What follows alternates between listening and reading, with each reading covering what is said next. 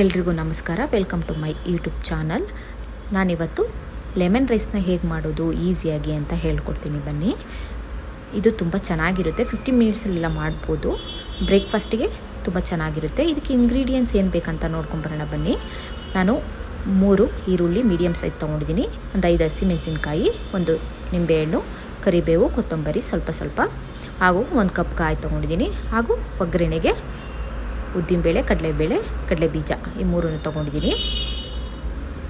ನಾನು ಹೇಗೆ ಮಾಡೋದು ಅಂತ ನೋಡೋಣ ಬನ್ನಿ. ತುಂಬ ಚೆನ್ನಾಗಿರುತ್ತೆ. ಬ್ರೇಕ್ಫಾಸ್ಟಿಗೆ ಮಾಡ್ಕೊಬೋದು ಈಸಿಯಾಗಿ.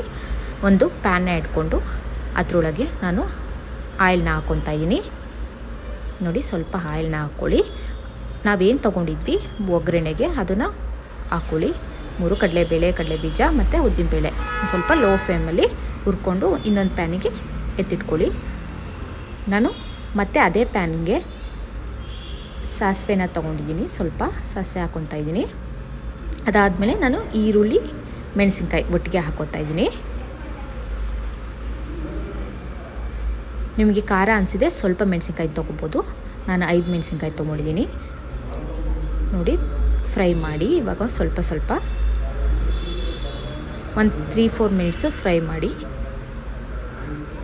ಅದಕ್ಕೆ ಸ್ವಲ್ಪ ಸಾಲ್ಟನ್ನ ನಾನು ಮಿಕ್ಸ್ ಮಾಡ್ಕೊತಾ ಇದ್ದೀನಿ. ನೀವೇನಾದರೂ ರೈಸಿಗೆ ಸಾಲ್ಟ್ ಹಾಕಿದರೆ ಸ್ವಲ್ಪ ತೊಗೊಳ್ಳಿ, ಇಲ್ಲಾಂದರೆ ಸ್ವಲ್ಪ ಜಾಸ್ತಿ ಹಾಕ್ಕೊಳ್ಳಿ.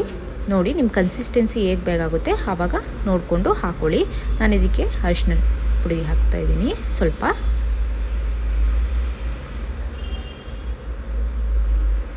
ಒಂದು ಸ್ವಲ್ಪ ಹೊತ್ತು ಫ್ರೈ ಮಾಡ್ಕೊಳ್ಳಿ. ತುಂಬ ಚೆನ್ನಾಗಿ ಫ್ರೈ ಆದರೆ ಚೆನ್ನಾಗಿರುತ್ತೆ ಲೆಮನ್ ರೈಸು.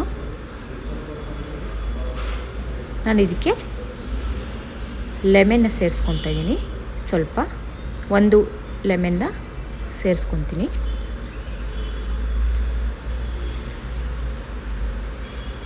ನಿಮಗೆ ಯಾವ ರೀತಿಲಿ ಬೇಕು, ಎಷ್ಟು ಕನ್ಸಿಸ್ಟೆನ್ಸಿ ನೋಡಿಕೊಂಡು ನೀವು ಲೆಮನ್ನ ಹಾಕ್ಕೊಳ್ಳಿ.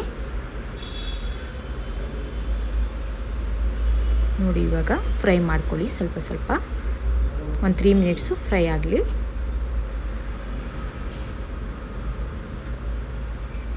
ಅದಾದಮೇಲೆ ನಾನು ಇದಕ್ಕೆ ಕೊತ್ತಂಬರಿ ಸೊಪ್ಪನ್ನ ಹಾಕ್ಕೊತಾ ಇದ್ದೀನಿ.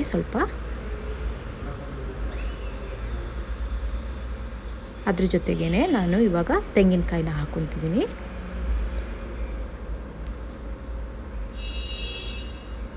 ತೆಂಗಿನಕಾಯಿ ಹಾಕ್ಕೊಳ್ಳೋದ್ರಿಂದ ತುಂಬ ಟೇಸ್ಟಿಯಾಗಿರುತ್ತೆ. ಹಾಗೆ ಫ್ರೈ ಮಾಡ್ಕೊಳ್ಳಿ. ಒಂದು 3-4 ಮಿನಿಟ್ಸು ಫ್ರೈ ಆದರೆ ಸಾಕು. ಒಂದು 2 ಮಿನಿಟ್ಸು. ನೀವು ಒಂದು ಸಲ ಟ್ರೈ ಮಾಡಿ, ತುಂಬ ಚೆನ್ನಾಗಿ ಬರುತ್ತೆ. ಬೇಗ ಈಸಿಯಾಗಿ ಮಾಡ್ಕೊಬೋದು ಇದನ್ನು. ನಾನು ಫಸ್ಟೇ ಅದು ಒಗ್ಗರಣೆ ಮಾಡಿ ಇಟ್ಕೊಂಡಿದ್ನಲ್ವ, ಕಡಲೆಬೇಳೆ, ಕಡಲೆಬೀಜ, ಉದ್ದಿನಬೇಳೆ, ಅದನ್ನು ಇವಾಗ ಇದಕ್ಕೆ ಸೇರಿಸ್ಕೊತಾ ಇದ್ದೀನಿ.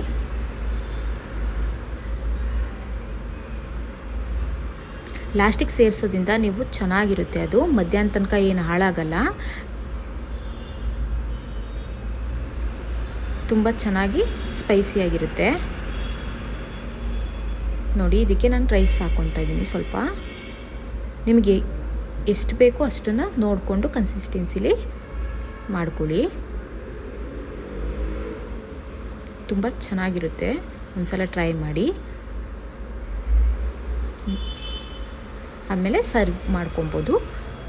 ನೋಡಿ, ಈ ಥರ ತುಂಬ ಚೆನ್ನಾಗಿ ಬಂದಿದೆ. ನಿಮಗೇನಾದರೂ ವಿಡಿಯೋ ಇಷ್ಟ ಆದರೆ ಲೈಕ್ ಮಾಡಿ, ಶೇರ್ ಮಾಡಿ, ಸಬ್ಸ್ಕ್ರೈಬ್ ಮಾಡಿ. Thank you.